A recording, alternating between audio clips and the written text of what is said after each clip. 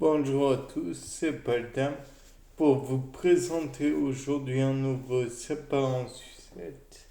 Et donc, je me suis demandé que, comme précédemment, nous avions vu que il était envisageable de produire un pépin de plus dans un trognon. Peut-être que ce pépin pourrait être fait à partir d'ovocytes résiduels qui seraient dans le trognon. Oui, c'est peut-être un petit peu exagéré. Il faudrait ajouter du pollen,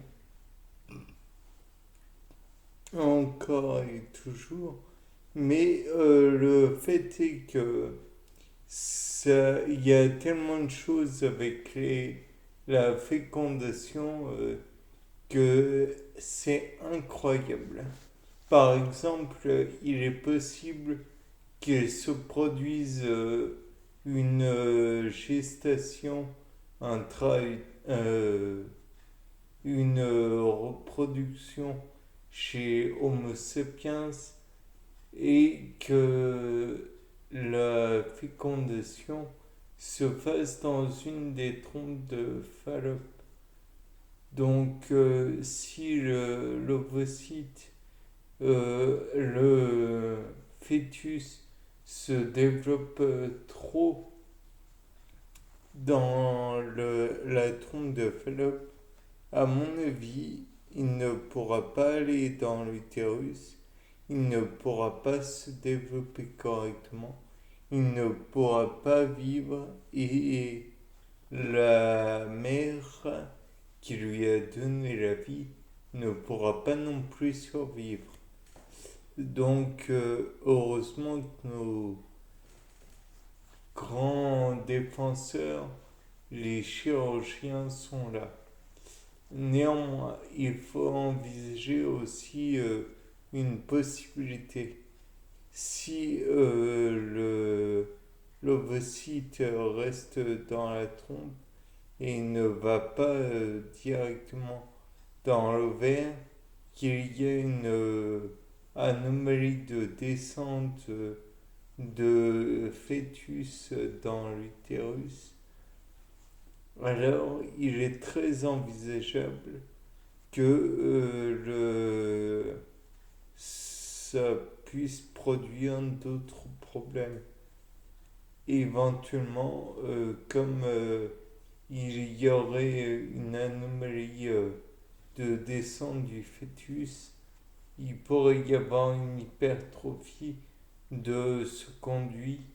Et de plus, j'imagine que ça, qu'il y a d'autres cellules du genre des cellules caliciformes, donc qui sécrètent un genre de mucus. Et si elles sont détruites, alors, euh, bien que cela soit sûrement le cadet des soucis de la mère, elle ne pourra plus avoir d'enfant par cette trompe de Fallope. Enfin bon, bref. Parce qu'elle risque tout de même de mourir. Mais là n'est pas le problème. Enfin si, mais non. Sinon, il est envisageable aussi qu'il y ait une anomalie dans un autre style. Imaginons que la nidation au sein de l'utérus ne puisse se faire. Donc le fœtus et ou plutôt le comment dire le dimère dicarion plutôt le dicarion ne pourra pas élire un domicile et donc ne pourra pas s'intégrer, se développer et enfin donner un nourrisson proprement parlé. Certes, ça va être dur pour l'enfant par la suite, mais l'enfant pourra vivre. S'il y a une anomalie dans la nitation, il est éjecté directement. Et donc, autant dire qu'il n'y aura pas de nourrisson du tout. Donc, finalement, le fait est que même si c'est une 9 mois de supplice pour la mère, ce sera une véritable, comment dire, épreuve, mais épreuve libératrice. De plus, on peut imaginer que l'orifice génital qui est chez la mère se trouve en fait est bien visible dans certains fruits. Je pense naturellement à la pomme, à la poire, enfin à la pommousse pour la pomme, et la poire, je ne sais plus. C'est un piri, je sais plus quoi. Enfin bon, bref, toujours est-il que si les pépins ne restent pas à l'intérieur du fruit, il est possible que, eh bien, il ne devienne pas mature. Il est possible aussi par la suite que ce manque de maturité engendre d'autres problèmes tels que donc la non-germination et peut-être que le fruit en lui-même ne fera que prélever des ressources à l'arbre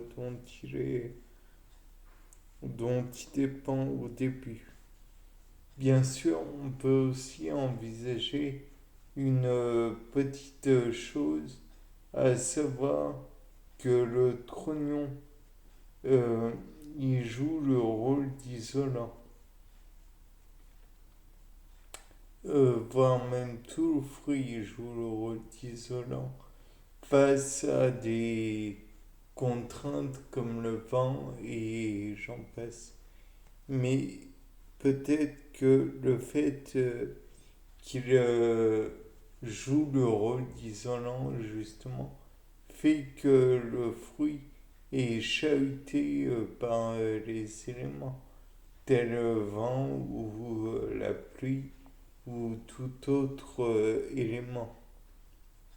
Et donc, dans ce cas, il va être ballotté dans tous les sens et va finir par peut-être être décroché de la branche avant maturité, bien sûr. Ou alors, il va perdre les pépins qui étaient si importants de base.